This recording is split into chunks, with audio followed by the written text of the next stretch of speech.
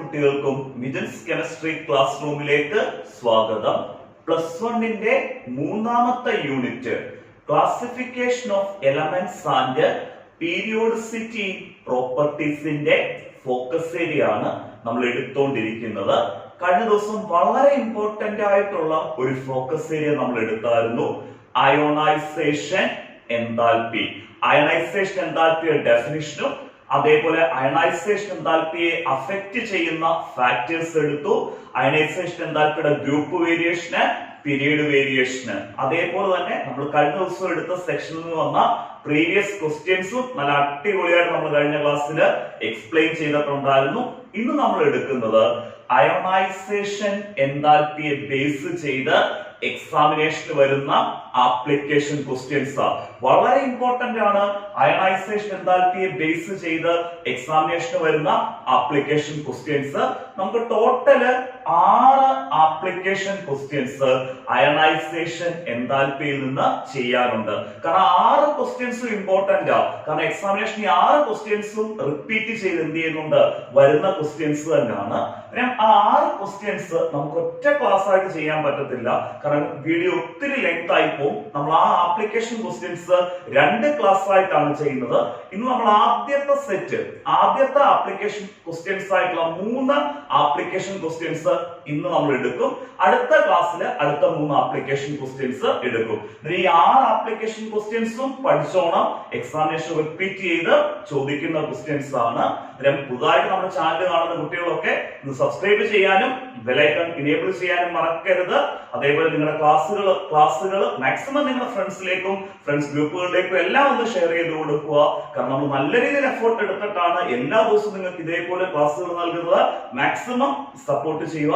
അതേപോലെ നമ്മൾ എടുക്കുന്ന ക്ലാസ്സുകളെ ബേസ് ചെയ്തുള്ള നോട്ട്സ് നിങ്ങൾക്ക് ആവശ്യമാണെങ്കിൽ നമ്മുടെ വീഡിയോയുടെ ഡിസ്ക്രിപ്ഷൻ ബോക്സിൽ ഫ്രീ വാട്സ്ആപ്പ് ഗ്രൂപ്പിന് ലിങ്ക് കൊടുത്തിട്ടുണ്ട്. നമുക്ക് ധൈര്യമായിട്ട് ഫ്രീ വാട്സ്ആപ്പ് ഗ്രൂപ്പിൽ ജോയിൻ ചെയ്യാം.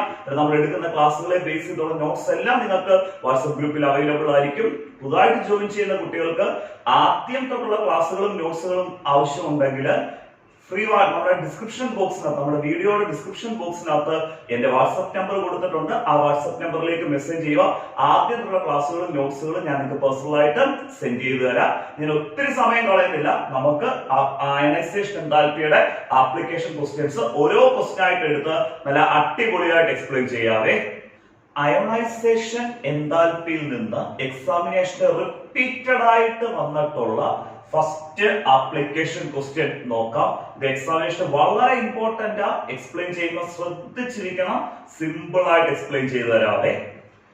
Ionisation enthalpy of nitrogen, ionisation enthalpy of nitrogen is greater than that of oxygen. Ionization enthalpy of nitrogen is greater than that of oxygen.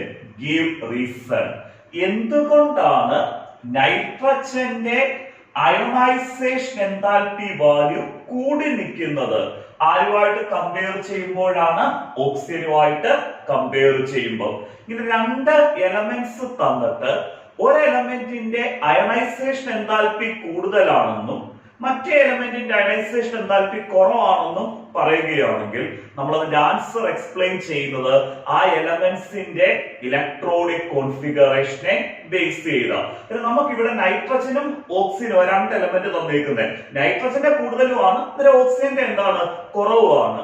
നമ്മൾ ചെയ്യേണ്ടത് ഈ നൈട്രജന്റെ ഓക്സിജന്റെ സബ്ഷെൽ ഇലക്ട്രോണിക് കോൺഫിഗറേഷൻ എഴുതുമ്പോൾ ആ സബ്ഷെൽ ഇലക്ട്രോണിക് കോൺഫിഗറേഷനിൽ നിന്ന് നമുക്ക് റീസൺ എഴുതാനുള്ള കാര്യങ്ങൾ ഉറപ്പായിട്ടും കിട്ടിയിരിക്കും. നമുക്ക് ആദ്യം ഒരു കാര്യം ചെയ്യാം. ഇവിടെ ഫസ്റ്റ് എലമെന്റ് നൈട്രജൻ അല്ലേ തന്നിരിക്കുന്നത്. നൈട്രജന്റെ സബ്ഷെൽ കോൺഫിഗറേഷന് എഴുതാം. നൈട്രജന്റെ അറ്റോമിക് നമ്പർ 7. നൈട്രജൻ ആറ്റത്തിനകത്ത് 7 ഇലക്ട്രോൺസ്. അറ്റോമിക് നമ്പർ 7 ആണെന്ന് പറഞ്ഞാൽ നൈട്രജൻ ആറ്റത്തിനകത്ത് എത്ര ഇലക്ട്രോൺസ് വരുന്നു? 7 ഇലക്ട്രോൺസ്. ആ 7 ഇലക്ട്രോൺസിന്റെ സബ്ഷെൽ കോൺഫിഗറേഷൻ നമ്മൾ എഴുതുന്നു. 1s2 2s2 2p3. Subshell configuration എഴുതി. ടോട്ടൽ എത്ര ഇലക്ട്രോൺസ് ആയി? 7 ഇലക്ട്രോൺ. 2 + 2 4, 4 + 3 7. 7 ഇലക്ട്രോൺ സബ്ഷെൽ കോൺഫിഗറേഷൻ എഴുതി. ഇനി നമ്മൾ ശ്രദ്ധിച്ച് നൈട്രജന്റെ ഔട്ടർ സബ്ഷെൽ എന്ന് പറയുന്നത് ഏത് സബ്ഷെൽ ആയിരുന്നു? 2p subshell. നമുക്കറിയാം ഏതൊരു പീസ് സബ്ഷെലും കംപ്ലീറ്റ്ലി ഫിൽഡ് ആവണമെന്നുണ്ടെങ്കിൽ ആ പി സബ്ഷെല്ലിനകത്ത് എത്ര ഇലക്ട്രോൺസ് വേണം? 6 ഇലക്ട്രോൺസ്. പി സബ്ഷെല്ലിനകത്ത് 6 ഇലക്ട്രോൺസ് വന്നാൽ പി സബ്ഷെല് കംപ്ലീറ്റ്ലി ഫിൽഡ് ആ. അങ്ങനെയാണെങ്കിൽ p subshell exactly half filled ആകണമെന്നുണ്ടെങ്കിൽ നേരെ പകുതി വരണം. 6ന്റെ പകുതി എന്ന് പറഞ്ഞാൽ എത്ര? 3. അങ്ങനെ p subshell exactly half filled ആകണമെന്നുണ്ടെങ്കിൽ എത്ര ഇലക്ട്രോൺസ് വരണം? 3 ഇലക്ട്രോൺസ് വരണം. ഈ പി സബ്ഷെല് നൈട്രജന്റെ കേസിൽ outer 2p subshell exactly half filled ആണ്. കാരണം 2p സബ്ഷെലിനകത്ത് എത്ര ഇലക്ട്രോൺസ് ആ ഉള്ളത്? 3 ഇലക്ട്രോൺ. കംപ്ലീറ്റ്ലി ഫിൽഡ് ആണെങ്കിൽ 6 ഇലക്ട്രോണും എക്സാക്ട്ലി ഹാഫ് ഫിൽഡ് ആണെങ്കിൽ 3 ഇലക്ട്രോണും. അങ്ങനെ എക്സാക്ട്ലി ഹാഫ് ഫിൽഡ് സബ്ഷെൽസോ അല്ലെങ്കിൽ കംപ്ലീറ്റ്ലി ഫിൽഡ് സബ്ഷെൽസോ ഔട്ടർ സബ്ഷെൽസ് ആയിട്ട് വരുമ്പോൾ ആ ആറ്റത്തിന് ഹൈ സ്റ്റെബിലിറ്റി കിട്ടും. ഇവിടെ നൈട്രജന് ഹൈ സ്റ്റെബിലിറ്റി അല്ലെങ്കിൽ നൈട്രജന് എക്സ്ട്രാ സ്റ്റെബിലിറ്റി ഉണ്ട്. കാരണം ഇവിടെ outer 2p subshell exactly half filled ആയതുകൊണ്ട് തന്നെ. കാരണം ഔട്ടർ 2p സബ്ഷെലിനകത്ത് എക്സാക്ട്ലി ഹാഫ് ഫിൽഡ് 3 ഇലക്ട്രോൺസ് ഉണ്ട്. അങ്ങനെ ഹൈലി സ്റ്റേബിൾ അല്ലെങ്കിൽ എക്സ്ട്രാ സ്റ്റേബിൾ ആയിട്ട് നിൽക്കുന്ന നൈട്രജന് ഒരിക്കലും ആഗ്രഹിക്കത്തില്ല അതിന്റെ ഔട്ടർ 2p സബ്ഷെലിൽ നിന്ന് ഒരു ഇലക്ട്രോണിനെ റിമൂവ് ചെയ്തിട്ട് ആ എക്സ്ട്രാ സ്റ്റെബിലിറ്റി ഇല്ലാതാക്കാൻ വേണ്ടി. എത്ര എനർജി കൊടുത്തെന്ന് പറഞ്ഞാലും നൈട്രജന് ഇലക്ട്രോണിനെ എന്ത് ചെയ്തിട്ടില്ല? വിട്ടുകൊടുക്കത്തില്ല. അല്ലെങ്കിൽ നമുക്ക് നൈട്രജനിൽ ഇലക്ട്രോൺസിനെ നമുക്ക് ഔട്ടർ ഇലക്ട്രോണിനെ നമുക്ക് റിമൂവ് ചെയ്യണം. 2p സബ്ഷെലിനകത്തുള്ള ഒരു ഔട്ടർ ഇലക്ട്രോണിനെ റിമൂവ് ചെയ്യണമെന്നുണ്ടെങ്കിൽ ലാർജ് എമൗണ്ട് ഓഫ് എനർജി നമുക്ക് ഏത് ആറ്റത്തിന് കൊടുക്കണം? നൈട്രജൻ ആറ്റത്തിന് കൊടുക്കണം. അങ്ങനെ larger amount of ionisation energy കൊടുത്താൽ മാത്രമേ അതിന്റെ ഔട്ടർ 2p സബ്ഷെലിൽ നിന്ന് ഒരു ഇലക്ട്രോണിനെ അത് വിട്ടുകൊടുക്കത്തുള്ളൂ. കാരണം നൈട്രജൻ ഒട്ടും ഇഷ്ടമല്ല ഔട്ടർ 2p സബ്ഷെലിൽ നിന്ന് ഇലക്ട്രോണിനെ വിട്ടുകൊടുക്കാൻ. കാരണം എക്സ്ട്രാ സ്റ്റേബിൾ ആയിട്ട് നിൽക്കുക. എന്ത് സബ്ഷെൽ ഉള്ളതുകൊണ്ടാണ്? Exactly half filled 2p subshell ഉള്ളതുകൊണ്ട്. ഈ എക്സാക്ട്ലി ഹാഫ് ഫിൽഡ് ആയിട്ടുള്ള 2p സബ്ഷെലിന്റെ എക്സ്ട്രാ സ്റ്റെബിലിറ്റി കാരണമാണ് നൈട്രജന്റെ അയണൈസേഷൻ എൻതാൽപ്പി വാല്യൂ കൂടി നിൽക്കുന്നത്. ആരുമായിട്ട് കമ്പയർ ചെയ്യുമ്പോഴാണ്? ഓക്സിജനുമായിട്ട് കമ്പയർ ചെയ്യുമ്പോൾ. നമുക്ക് എങ്ങനെ ആൻസർ എഴുതാം? Nitrogen has higher ionisation enthalpy than oxygen due to the extra stability of exactly half filled 2p subshells എന്ന് എഴുതാം. അല്ലെങ്കിൽ due to the extra stability of exactly half filled 2p orbitals എന്ന് എഴുതാം. നമുക്ക് 2p subshell എന്ന് എഴുതാം, 2p orbitals എന്ന് എഴുതാം. കാരണം 2p subshellനകത്താണ് ഏത് ഓർബിറ്റൽസ് വരുന്നത്? 2p orbitals വരുന്നത്. മറക്കരുത്. നമുക്ക് ആൻസർ ഒറ്റ സെന്റൻസ് എഴുതാം. Nitrogen has higher ionisation enthalpy than oxygen due to the extra stability of exactly half filled 2p orbitals അല്ലെങ്കിൽ 2p subshell. ക്ലിയർ ആയല്ലോ? നമുക്ക് നൈട്രജന്റെ എന്തുകൊണ്ട് കൂടുന്നു എന്നുള്ള കാര്യം എക്സ്പ്ലെയിൻ ചെയ്യും. നൈട്രജന് കൂടി നിൽക്കുക എന്ന് പറഞ്ഞാൽ അതിന്റെ അർത്ഥം ഓക്സിജന് കുറവാണെന്ന് തന്നെയല്ലേ. പിന്നെ നമുക്ക് ആ ഓക്സിജന്റെ സബ്ഷെൽ കോൺഫിഗറേഷൻ കൂടെ നോക്കാം. ഓക്സിജന്റെ അറ്റോമിക് നമ്പർ 8. ഓക്സിജൻ ആറ്റത്തിനകത്ത് ടോട്ടൽ എത്ര ഇലക്ട്രോൺസ് ഉണ്ട്? 8 ഇലക്ട്രോൺസ് ഉണ്ട്. നമ്മൾ ആ 8 ഇലക്ട്രോണിന്റെ എന്ത് കോൺഫിഗറേഷൻ എഴുതാൻ പോവാ?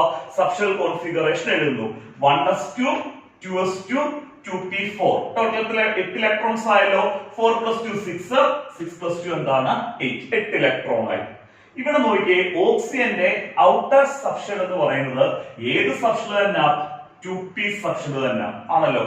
2p സബ്ഷെലിനകത്ത് എത്ര ഇലക്ട്രോൺസ് ഉണ്ട്? 4 ഇലക്ട്രോൺസ് ഉണ്ട് ഓക്സിജന്റെ കേസിൽ. 2p സബ്ഷെലിനകത്ത് 4 ഇലക്ട്രോൺസ് വരുമ്പോൾ അത് ഹാഫ് ഫിൽഡും അല്ല, കംപ്ലീറ്റ്ലി ഫിൽഡും അല്ല. അതായത് ഈ ഔട്ടർ ഓക്സിജന്റെ കേസിൽ ഈ ഔട്ടർ 2p സബ്ഷെലിന് ഹാഫ് ഫിൽഡിന്റെയോ കംപ്ലീറ്റ്ലി ഫിൽഡിന്റെയോ എക്സ്ട്രാ സ്റ്റെബിലിറ്റി ഒന്നും ഇല്ല. ഓക്സിജൻ ആഗ്രഹിക്കുന്ന എന്തായിരിക്കും? ഈ 2p സബ്ഷെലിൽ നിന്ന് 4ാമത്തെ ഇലക്ട്രോണിനെ എങ്ങനെയെങ്കിലും ഒന്ന് റിമൂവ് ചെയ്തിട്ട് ഈ 2p4 എന്നുള്ള കോൺഫിഗറേഷൻ എന്താക്കി മാറ്റുക? 2p3 ആക്കി മാറ്റുക. അങ്ങനെ 2p4 എന്നുള്ള കോൺഫിഗറേഷന് 2p3 ആക്കി മാറ്റി കഴിഞ്ഞാൽ ഓക്സിജന്റെ ഔട്ടർ 2p സബ്ഷെല് എക്സാക്ട്ലി എന്ത് ഫിൽഡ് ആവും? ഹാഫ് ഫിൽഡ് ആവും. അങ്ങനെ എക്സാക്ട്ലി ഹാഫ് ഫിൽഡ് ആയി കഴിഞ്ഞാൽ ഓക്സിജൻ എക്സ്ട്രാ സ്റ്റെബിലിറ്റി കിട്ടും. അതായത് ഓക്സിജന് നമ്മൾ വളരെ കുറച്ച് എനർജി കൊടുത്താൽ പോലും, വളരെ കുറച്ച് അയണൈസേഷൻ എനർജി കൊടുത്താൽ പോലും ഓക്സിജൻ റെഡി ആയിട്ട് നിൽക്കുവാണ്. അതിന്റെ 2p സബ്ഷെലിൽ നിന്ന് 4ാമത്തെ ഇലക്ട്രോണിനെ റിമൂവ് കളഞ്ഞിട്ട് ആ 2p4 എന്നുള്ള കോൺഫിഗറേഷൻ എന്താക്കി മാറ്റാനാ? 2p3 ആക്കി മാറ്റാൻ. അതുകൊണ്ട് ഓക്സിജൻ അയണൈസേഷൻ എൻതാൽപ്പി കുറഞ്ഞാണ് നിൽക്കുന്നത്. ആരുമായിട്ട് കമ്പയർ ചെയ്യുമ്പോഴാണ്? നൈട്രജനുമായിട്ട് കമ്പയർ ചെയ്യുമ്പോൾ. ക്ലിയർ ആയിട്ട് മനസ്സിലായല്ലോ? പിന്നെ നിങ്ങൾക്ക് പരീക്ഷയ്ക്ക് ചോദിക്കും, എന്തുകൊണ്ടാണ് നൈട്രജന് കൂടി നിൽക്കുന്നതെന്നോ എന്തുകൊണ്ടാണ് ഓക്സിജനെ കുറഞ്ഞു നിൽക്കുന്നതെന്നും എക്സാമിനേഷൻ ചോദിക്കുവാണെങ്കിൽ നമ്മൾ ഈ 2 ഇലക്ട്രോണിക് കോൺഫിഗറേഷൻ എഴുതുക. അതിൽ ഞാൻ ഈ പറഞ്ഞ സെന്റൻസ് അതേപോലെ അങ്ങ് എഴുതിയാൽ മതി. നൈട്രജന് കൂടി നിൽക്കുക എന്നുള്ള റീസൺ കൊടുത്താൽ മതി. അതിനകത്ത് ഓക്സിജൻ അവിടെ എന്തെന്നാ നൈട്രജന് കൂടി നിൽക്കുക എന്ന് പറഞ്ഞാൽ ഓക്സിജന് കുറഞ്ഞു നിൽക്കുക എന്ന് തന്നെയല്ലേ. അതായത് നമ്മൾ ഈ ഒറ്റ സെന്റൻസ് അങ്ങ് എഴുതുക. Nitrogen has higher ionization enthalpy than oxygen due to the extra stability of exactly half filled 2p orbitals എന്നോ അല്ലെങ്കിൽ 2p subshells എന്നോ 2p subshell എന്നോ എഴുതുക. അയണൈസേഷൻ എന്താൽപ്പിയെ ബേസ് ചെയ്തുള്ള ഫസ്റ്റ് ആപ്ലിക്കേഷൻ ക്വസ്റ്റ്യൻ ക്ലിയർ ആയിട്ട് മനസ്സിലായല്ലോ, പഠിച്ചോണം. വളരെ ഇമ്പോർട്ടന്റ് ആയിട്ടുള്ള ക്വസ്റ്റ്യൻ ആണ്. അയോണൈസേഷൻ എന്താൽപ്പിയെ ബേസ് ചെയ്തുള്ള സെക്കൻഡ് ആപ്ലിക്കേഷൻ ക്വസ്റ്റ്യൻ ചെയ്യാം. നമുക്ക് ആദ്യം ക്വസ്റ്റ്യൻ ഒന്ന് വായിച്ചിട്ട് അതിന്റെ ആൻസർ എക്സ്പ്ലെയിൻ ചെയ്യാം. ഫസ്റ്റ് ക്വസ്റ്റ്യൻ പോലെ തന്നെ ഇമ്പോർട്ടന്റ് ആയിട്ടുള്ള ഒരു ക്വസ്റ്റ്യൻ ആണ് ഈ സെക്കൻഡ് ക്വസ്റ്റ്യനും. എക്സാമിനേഷൻ ഈ 2 ക്വസ്റ്റ്യൻസ് റിപ്പീറ്റഡ് ആയിട്ട് എന്ത് ചെയ്യുന്നതാണ്, ചോദിക്കുന്നതാണ്. ഈ 2 ക്വസ്റ്റ്യനും എക്സ്പ്ലെയിൻ ചെയ്ത് കഴിഞ്ഞിട്ട് ഈ 2 ക്വസ്റ്റ്യനെയും ബേസ് ചെയ്ത് ഒരു ഗ്രാഫിക്കലി നമുക്കൊരു ക്വസ്റ്റ്യനും കൂടെ എന്ത് ചെയ്യണം, എക്സ്പ്ലെയിൻ ചെയ്യണം. നമുക്ക് ആദ്യം ഈ സെക്കൻഡ് ക്വസ്റ്റ്യൻ എക്സ്പ്ലെയിൻ ചെയ്തിട്ട് ആ ഗ്രാഫ് ഉള്ള ക്വസ്റ്റ്യൻ എന്ത് ചെയ്യാം, മൂന്നാമത്തെ ക്വസ്റ്റ്യൻ ആയിട്ട് എടുത്ത് എക്സ്പ്ലെയിൻ ചെയ്യാവേ. നമുക്ക് ആദ്യം ക്വസ്റ്റ്യൻ ഒന്ന് വായിക്കാം. Beryllium has higher ionization enthalpy. Beryllium has higher ionization enthalpy than boron. Give reason. എന്തുകൊണ്ടാണ് ബെർലിയത്തിന് ഹയർ അയോണൈസേഷൻ എൻതാൽപ്പി ഉണ്ടാവുന്നത്? ആരുമായിട്ട് കമ്പയർ ചെയ്യുമ്പോഴാണ്? ബോറോണുമായിട്ട് കമ്പയർ ചെയ്യുമ്പം. എന്തുകൊണ്ട് ബെർലിയത്തിന് ഹയർ അയണൈസേഷൻ എൻതാൽപ്പി ഉണ്ടാവുന്നു ബോറോണുമായിട്ട് കമ്പയർ ചെയ്യുമ്പോൾ? ഇങ്ങനെ ഒരു ക്വസ്റ്റ്യൻ വരികയാണെങ്കിൽ നമ്മളത് എക്സ്പ്ലെയിൻ ചെയ്യേണ്ടത് എന്ത് കോൺഫിഗറേഷൻ വെച്ചാണ്? ആ 2 ആറ്റത്തിന്റെയും ഇലക്ട്രോണിക് കോൺഫിഗറേഷൻ എടുത്താണ് നമ്മൾ എക്സ്പ്ലെയിൻ ചെയ്യേണ്ടത്, ആൻസർ എക്സ്പ്ലെയിൻ ചെയ്യേണ്ടത്. നമ്മൾ ആദ്യം ബെർലിയം എടുത്തു. ബെർലിയത്തിന്റെ സിംബൽ ആണ് ക്യാപിറ്റൽ ബിയും സ്മോൾ ഇയും. ബെർലിയം. ബെർലിയത്തിന്റെ അറ്റോമിക് നമ്പർ 4. ബെർലിയത്തിന്റെ അറ്റോമിക് നമ്പർ 4 ആണെന്ന് പറഞ്ഞാൽ അതിന്റെ മീനിങ് ബെർലിയം ആറ്റത്തിനകത്ത് എത്ര ഇലക്ട്രോൺസ് വരുന്നു? 4 ഇലക്ട്രോൺസ് വരുന്നു. ആ 4 ഇലക്ട്രോണിന്റെ എന്ത് കോൺഫിഗറേഷൻ എഴുതുക? സബ്ഷെൽ കോൺഫിഗറേഷൻ എഴുതുക. 4 ഇലക്ട്രോണിന്റെ സബ്ഷെൽ കോൺഫിഗറേഷൻ നമുക്ക് സിമ്പിൾ ആയിട്ട് അറിയാമല്ലോ. 1s2 2s2. കാരണം ഏറ്റവും എനർജി കുറഞ്ഞ സബ്ഷെൽ 1s. ആ 1sനകത്ത് 2 ഇലക്ട്രോണിനെ കൊടുത്തു. കാരണം ഏത് എസ് സബ്ഷെലിനകത്ത് നമുക്ക് 2 ഇലക്ട്രോൺസിനെ കൊടുക്കാൻ പറ്റത്തുള്ളൂ. 1sനകത്ത് 2 ഇലക്ട്രോണിനെ കൊടുത്തു. ടോട്ടൽ 4 ഇലക്ട്രോൺ ആയിരുന്നു. ബാക്കിയുള്ള 2 ഇലക്ട്രോണിനെ 1sനേക്കാൾ തൊട്ട് മുകളിൽ എനർജി ഉള്ള സബ്ഷെലായിട്ടുള്ള ഏതിൽ കൊടുത്തു? 2sൽ കൊടുത്തു. ബെർലിയത്തിന്റെ അറ്റോമിക് നമ്പർ 4 ആണ്. ഇലക്ട്രോണിക് കോൺഫിഗറേഷൻ എന്ന് പറയുന്നത് 1s2 2s2.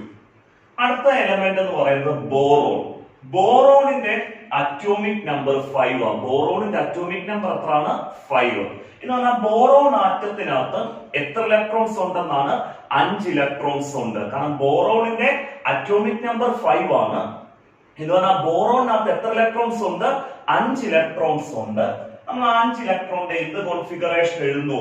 സബ്ഷെൽ ഇലക്ട്രോണിക് കോൺഫിഗറേഷന് എഴുതുന്നു. നമ്മൾ ആദ്യം 1sനകത്ത് 2 ഇലക്ട്രോണിനെ കൊടുത്തു.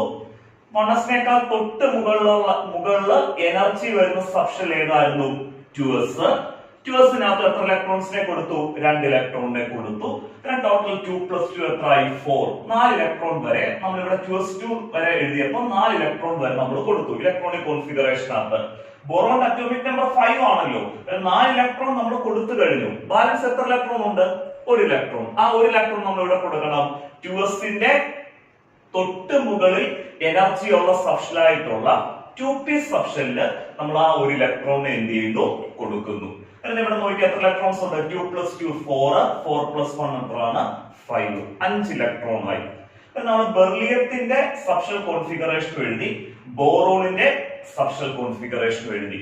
ഇനി ശ്രദ്ധിച്ചിരിക്കണം, ഈ ബെർലിയത്തിന്റെ അയോണൈസേഷൻ നടക്കുമ്പോൾ ബെർലിയം റിമൂവ് ചെയ്യുന്നത് ഔട്ടർ സബ്ഷെലായിട്ടുള്ള 2s സബ്ഷെലിനകത്തുള്ള 1 ഇലക്ട്രോണിനെ ആയിരിക്കുമല്ലോ. കാരണം ബെർലിയത്തിന്റെ അയോണൈസേഷൻ എൻതാൽപ്പി എന്ന് പറയുന്നത്, അല്ലെങ്കിൽ ബെർലിയത്തിന് വേണ്ട അയോണൈസേഷൻ എനർജി എന്ന് പറയുന്നത്, ബെർലിയത്തിന്റെ ഔട്ടർ സബ്ഷെല്ലായിട്ടുള്ള ട്യൂവസ് സബ്ഷെല്ലിൽ നിന്ന് ഒരു ഇലക്ട്രോണിനെ റിമൂവ് ചെയ്യാൻ, ഈ 2 ഇലക്ട്രോണിനകത്ത് ഒരു ഇലക്ട്രോണിനെ റിമൂവ് ചെയ്യാനുള്ള എനർജിയാണ് ബെർലിയത്തിന്റെ അയോണൈസേഷൻ എനർജി അല്ലെങ്കിൽ ബെർലിയത്തിന്റെ അയോണൈസേഷൻ എൻതാൽപ്പി എന്ന് പറയുന്നത്.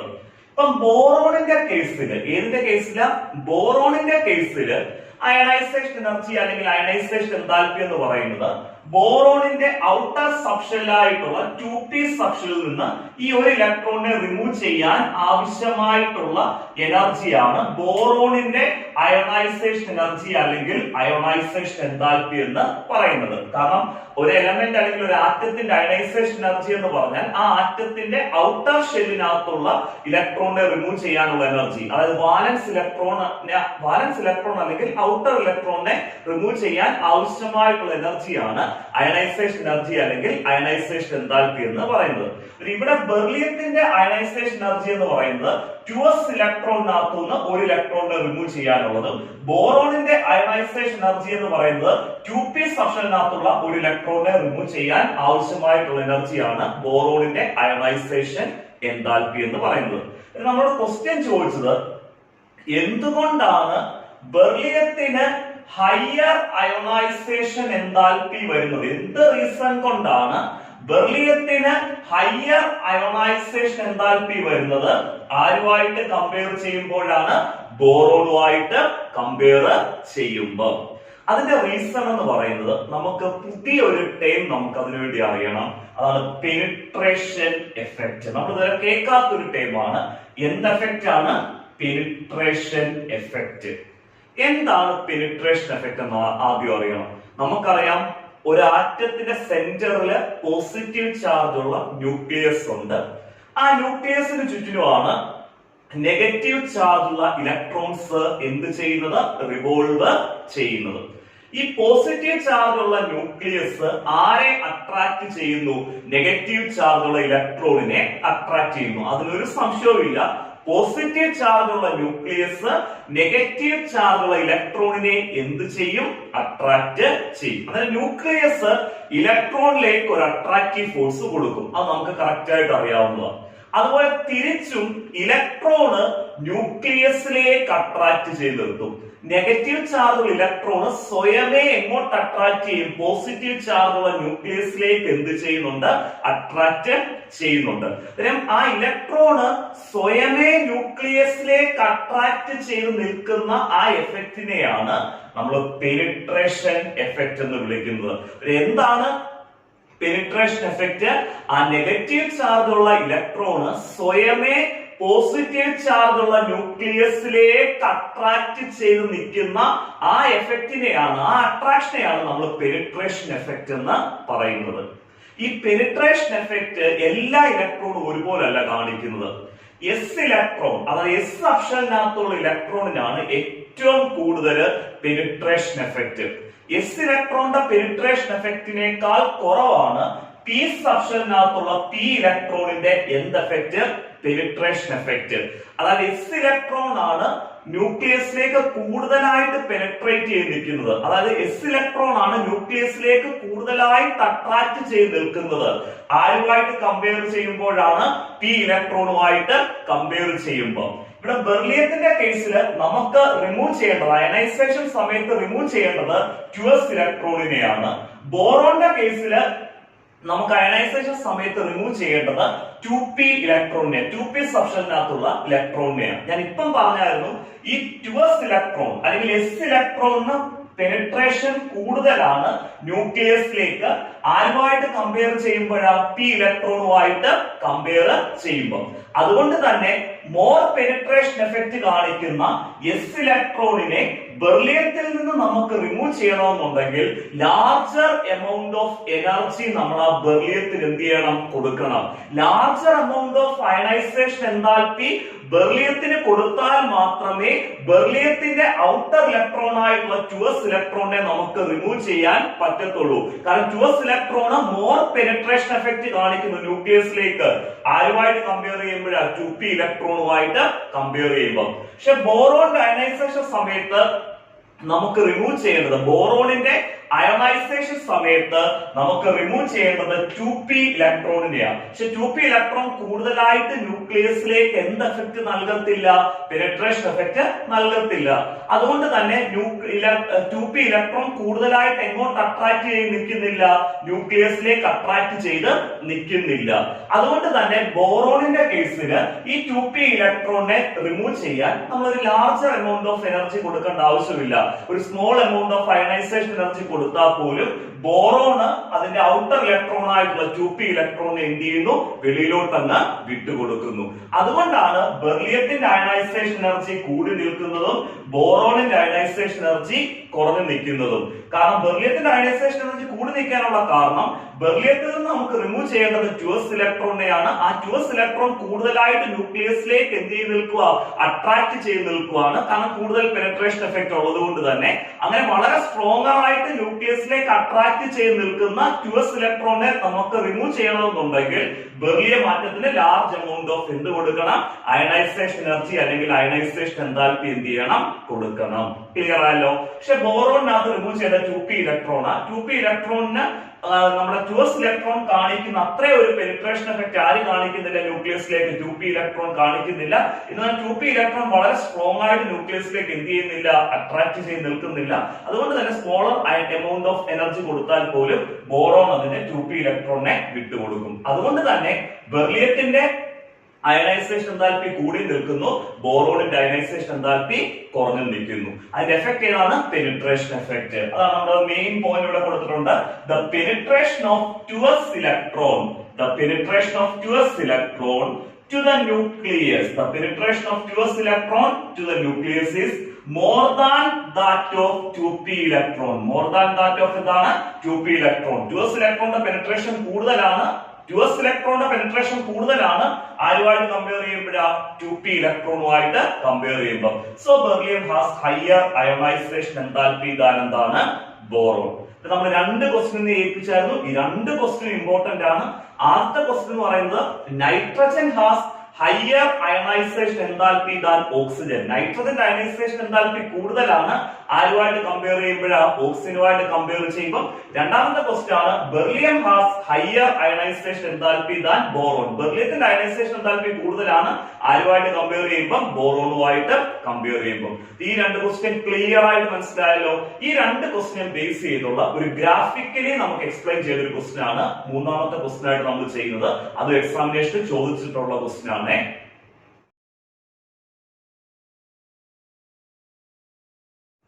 അയോണൈസേഷൻ എൻതാൽപ്പിയെ ബേസ് ചെയ്തുള്ള മൂന്നാമത്തെ ആപ്ലിക്കേഷൻ ക്വസ്റ്റ്യൻ ആണ് നമ്മളിപ്പം എക്സ്പ്ലെയിൻ ചെയ്യുന്നത്. ഇതൊരു ഗ്രാഫ് തന്നിട്ട് നമ്മളോട് എക്സാമിനേഷൻ ചോദിച്ച ഒരു ആപ്ലിക്കേഷൻ ക്വസ്റ്റ്യൻ ആണ്. ക്വസ്റ്റ്യനകത്ത് ഗ്രാഫ് തന്നിട്ട് അവർ നമ്മളോട് പറഞ്ഞത് ഐഡന്റിഫൈ ദ അനോമലസ് വാല്യൂ. ഈ ഗ്രാഫിൽ നിന്ന് അനോമലസ് വാല്യൂ ഐഡന്റിഫൈ ചെയ്യുക. അനോമലസ് വാല്യൂ എന്ന് പറഞ്ഞാല് ജനറൽ ട്രെൻഡിന് എഗനസ്റ്റ് ആയിട്ടുള്ള വാല്യൂ അല്ലെങ്കിൽ ഒരു എക്സെപ്ഷണൽ വാല്യൂനെയാണ് നമ്മൾ അനോമലസ് വാല്യൂ എന്ന് പറയുന്നത്. കാണിക്കുന്ന നമ്മളൊരു ജനറൽ ട്രെൻഡ് ഉണ്ടല്ലോ, ആ ജനറൽ ട്രെൻഡിൽ നിന്ന് മാറി നിൽക്കുന്ന വാല്യൂസിനെ, അതായത് എക്സെപ്ഷൻ ആയിട്ടുള്ള വാല്യൂസിനെയാണ് നമ്മൾ അനോമലസ് വാല്യൂസ് എന്ന് പറയുന്നത്.